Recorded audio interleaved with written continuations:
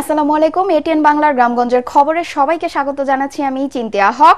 শুরুতেই বিআরবি কেবল সংবাদ শিরোনাম।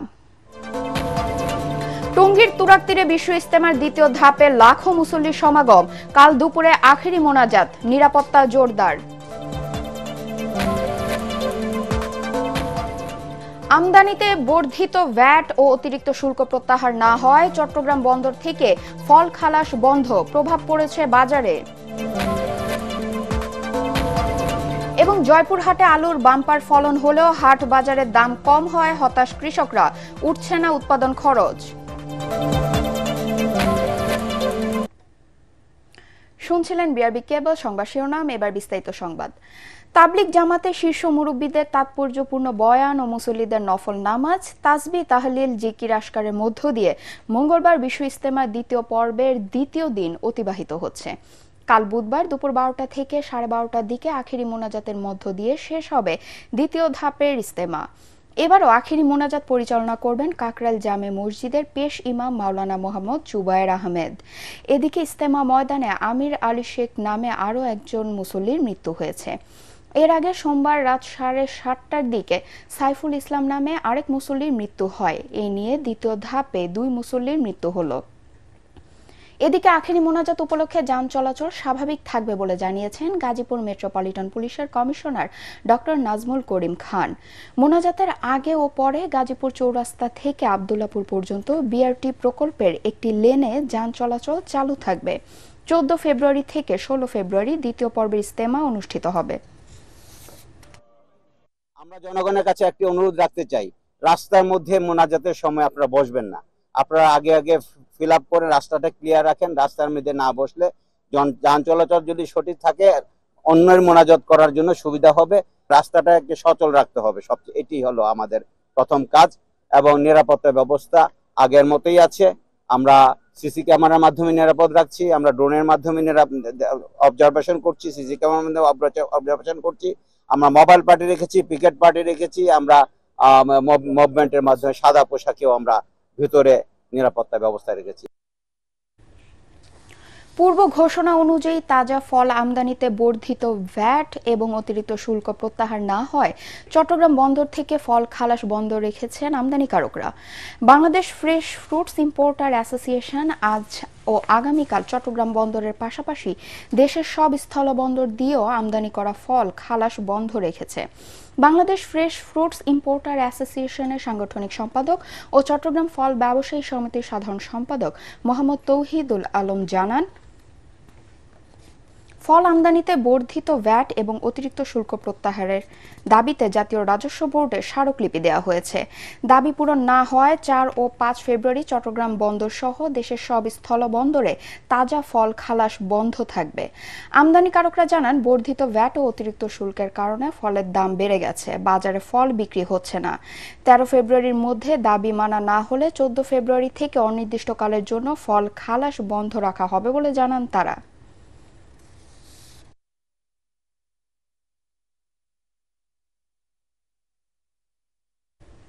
এদিকে বরিশাল নগরীতে স্থায়ী স্টল বরাদ্দের দাবিতে মানববন্ধন, বিক্ষোভ ও সড়ক অবরোধ করেছেন ফল ব্যবসায়ীরা।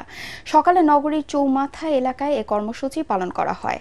এক পর্যায়ে তারা ঢাকা বরিশাল কুয়াকাটা মহাসড়ক অবরোধ করেন। অবরোধের কারণে প্রায় 1.5 ঘন্টা ওই সড়কে সব ধরনের যানবাহন চলাচল বন্ধ ছিল। এ সময় বাস সহ কয়েকশো যানবাহন আটকা পড়ায় চরম দুর্ভোগে পড়েন গাড়ি চালক ও যাত্রীরা।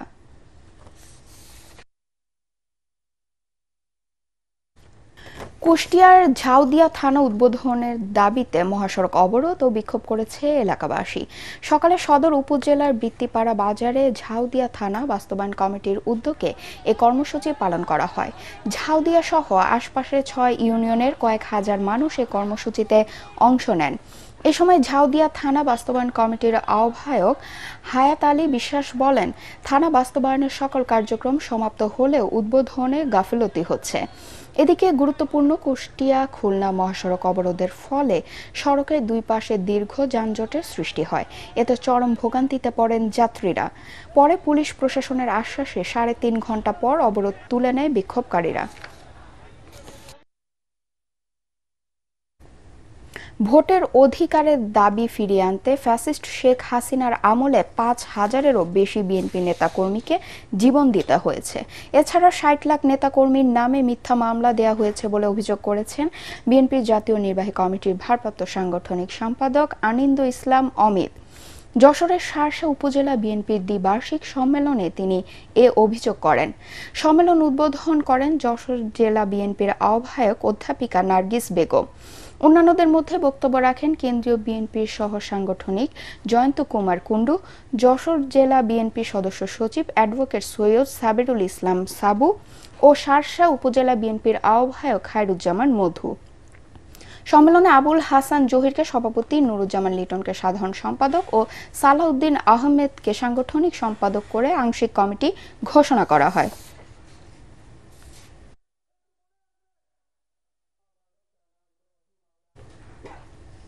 নাটোর জেলা বিএনপির যুগ্ম আহ্বায়ক মিজানুল হক ডিউকের বাসায় হামলা চালিয়েছে দুর্বৃত্তরা।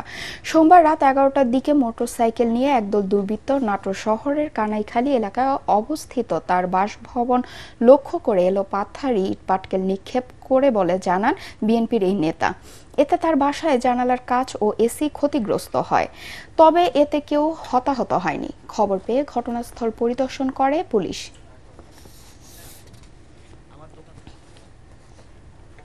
দেশের বিভিন্ন জেলায় আগামী জাতীয় সংসদ নির্বাচনের প্রার্থী ঘোষণা করেছে জামায়াত। এর মধ্যে ময়মনসিংহ 10 গফরগাঁও নির্বাচনী এলাকা থেকে উপজেলা জামায়াতের আমির মাওলানা ইসমাইল হোসেন সোহেলকে জামায়াতের প্রার্থী হিসেবে মনোনীত করা হয়েছে। সোমবার বিকেলে জামায়াতে ইসলামী উপজেলা কার্যালয়ে অনুষ্ঠিত সুধী সমাবেশ থেকে ঘোষণা দেয়া হয়। ময়মনসিংহ জেলা জামায়াতের আমির আব্দুল করিম আনুষ্ঠানিকভাবে মাওলানা ইসমাইল হোসেন সোহেলের নাম ঘোষণা করেন। জেলা জামায়াতের নায়েবে আমির অ্যাডভোকেট মাহবুবুর রশিদ ফরাজি সহ অন্যান্য নেতারা এ সময় উপস্থিত ছিলেন।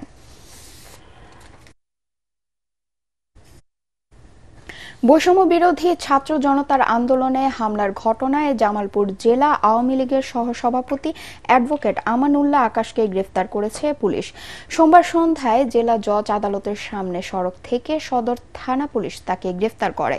অ্যাডভোকেট আমানুল্লাহ আকাশ জামালপুর জেলা আইনজীবী সমিতির সভাপতি। সদর থানার ওসি আবু ফয়সাল মোহাম্মদ আতিক জানান, জুলাই আগস্টে বৈষম্য বিরোধী ছাত্র জনতার আন্দোলনে হামলার ঘটনায় জিজ্ঞাসাবাদ শেষে তাকে আদালতের মাধ্যমে জেল হাজতে পাঠানো হয়েছে।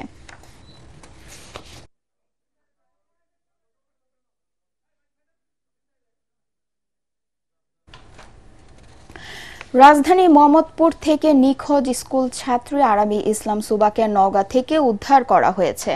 বিকেলে শহরের পলিটেকনিক ইনস্টিটিউটের সামনে একটি বাসা থেকে পুলিশের সহায়তায় র‍্যাব 5 জয়পুরহাট ক্যাম্পের সদস্যরা তাকে উদ্ধার করে। পরে সুবাকে জয়পুরহাট র‍্যাব ক্যাম্পে নেওয়া হয়।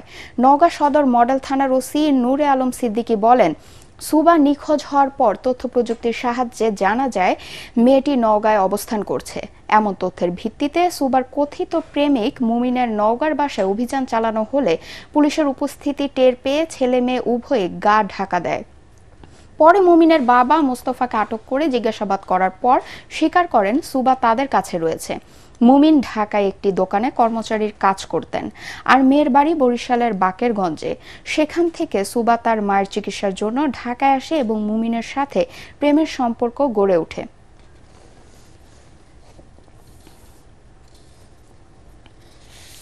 চট্টগ্রামে দ্রুত পূর্ণাঙ্গ বার্ন ইউনিট নির্মাণ, ডায়াগনস্টিক টেস্ট ও কমিশন বাণিজ্য বন্ধ, মেডিকেল কলেজ হাসপাতালে চিকিৎসা সেবায় ভোগান্তি বন্ধ ও মান উন্নয়নের দাবি জানিয়েছে consumers association of Bangladesh cab.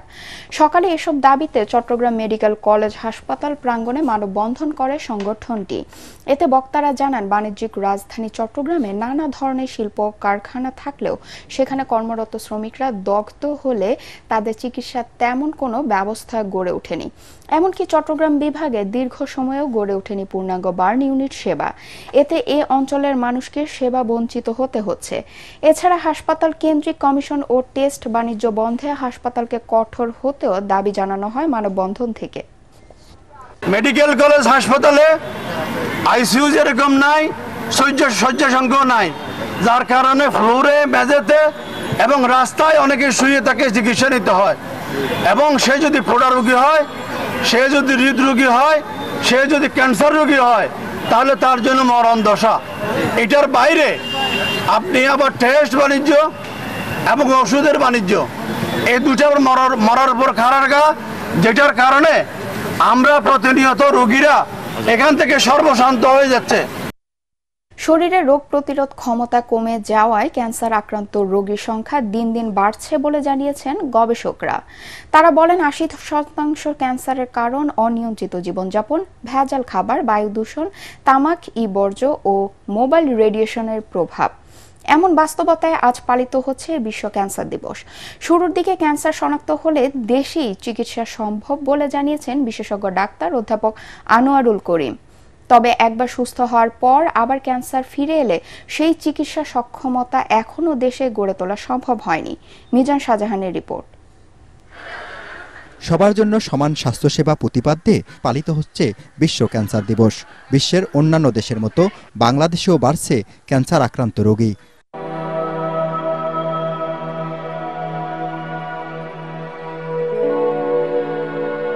Harissa Rahman ২.৫ বছরের এই শিশুর শরীরে ১ মাস আগে শনাক্ত হয় ব্লাড ক্যান্সার।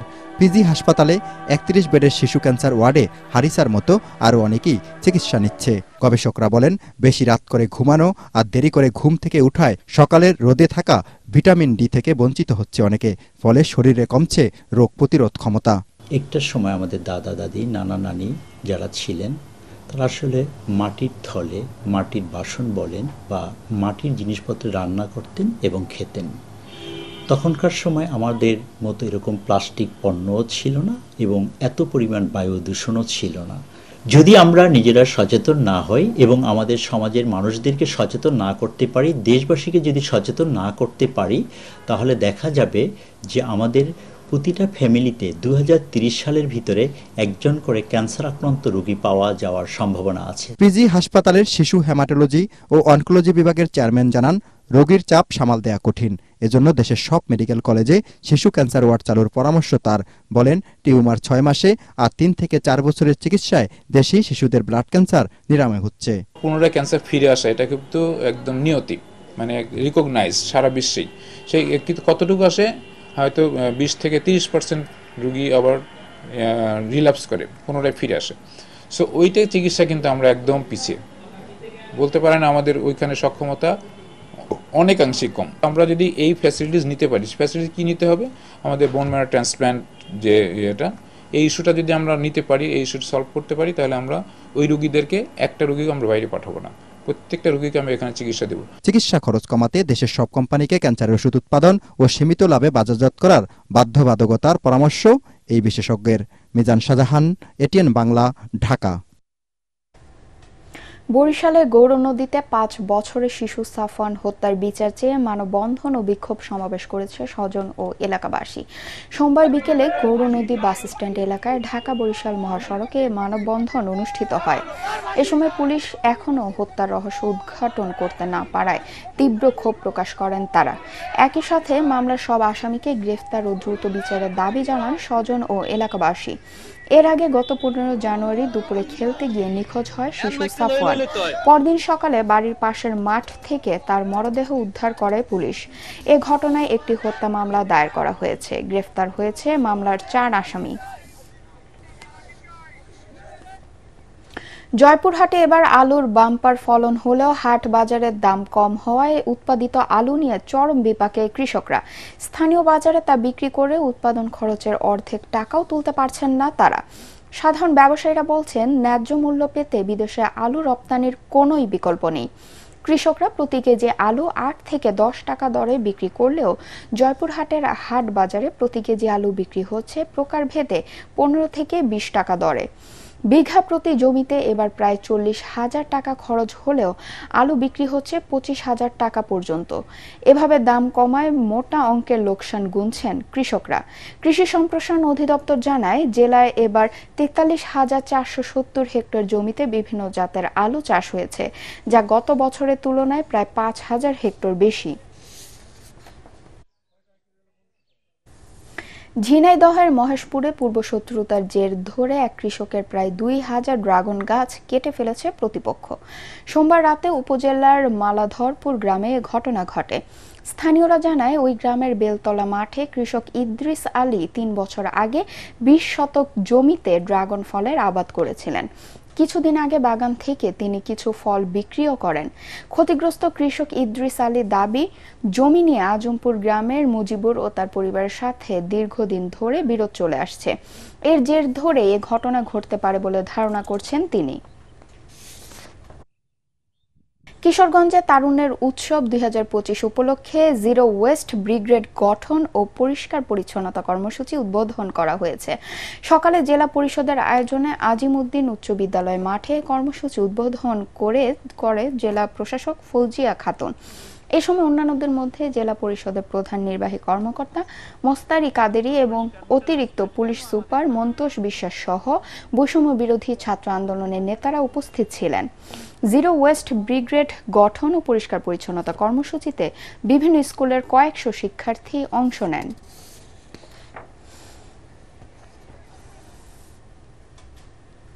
সাভারে অনুষ্ঠিত হলো রমনা রেজিমেন্টের আয়োজনে 10 দিন ব্যাপী রেজিমেন্ট ক্যাম্পিং 2025।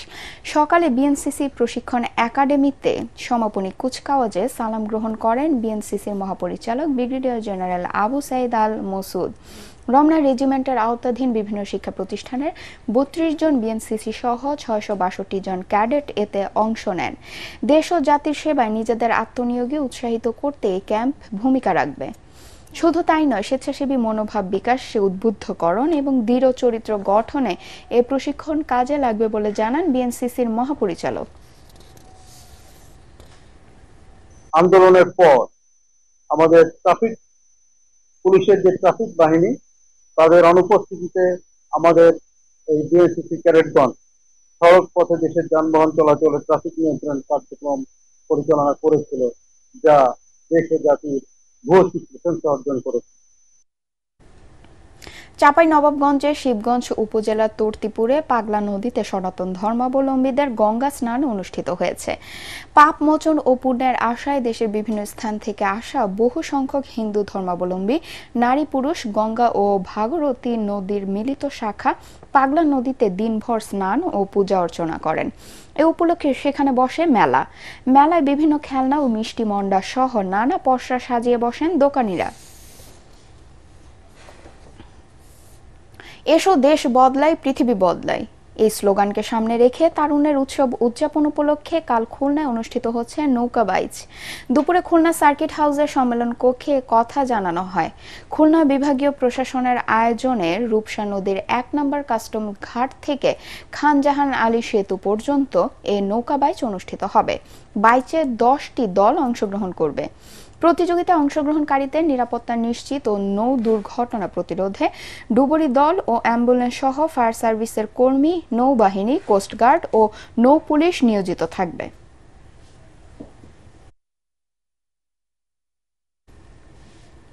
পরবর্তী সংবাদ দেখার আমন্ত্রণ জানিয়ে এখনকার মতো শেষ করছি। এটিএন বাংলা সংবাদ ইউটিউবে দেখতে ব্রাউজ করুন youtube/ATN বাংলা নিউজ। ধন্যবাদ সবাইকে।